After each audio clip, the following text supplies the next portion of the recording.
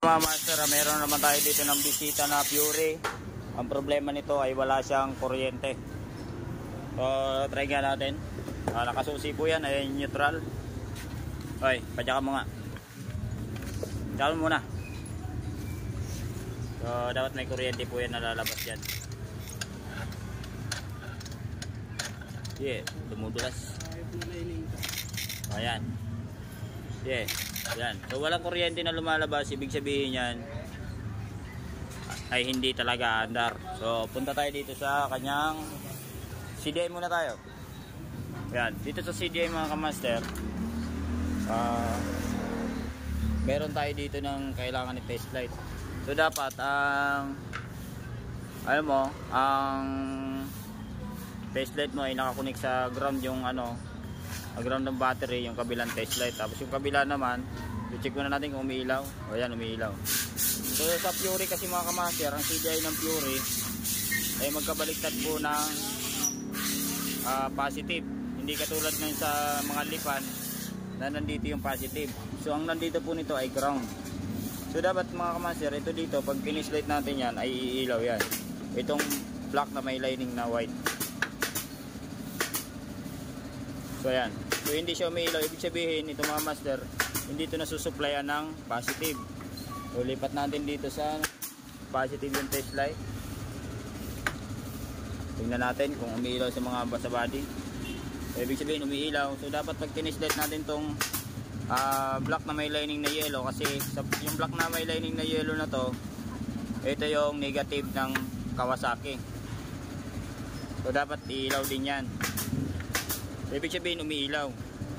Ayan, umiilaw. Ibig sabihin may supply yung ground. Ang wala lang dito ay yung kanyang positive. So ang gagawin natin dito mga master, para hindi na tayo lumayo ng pagbabaybay pa nito, ay lalagyan na natin to ng accessories wire. So dahil malapit naman dito ang flasher relay, ayan, dito na lang tayo magkukunik. Ayan. Sa flasher relay natin mga kamaster, meron tayo dito ng kulay orange at saka merong brown.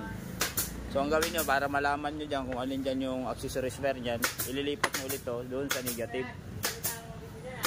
Yan. So tester natin.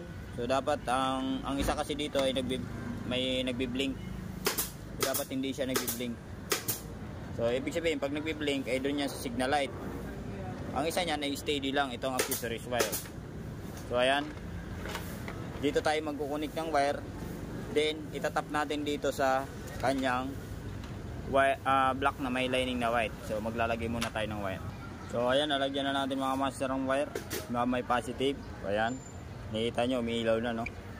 Tapos testingin natin dito kung umiilaw na yung black na may lining na white. So ibig sabihin umiilaw na. So possible na to na magkaroon siya ng kuryente. So ayan, nakasusi naman na.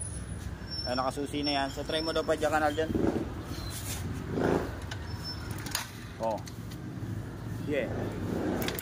Kaya makikita nyo. Oh, meron na. So ibig sabihin na-under na to mga master. Sige. Ayusin mo yung pagbadya kasi nga maglulus.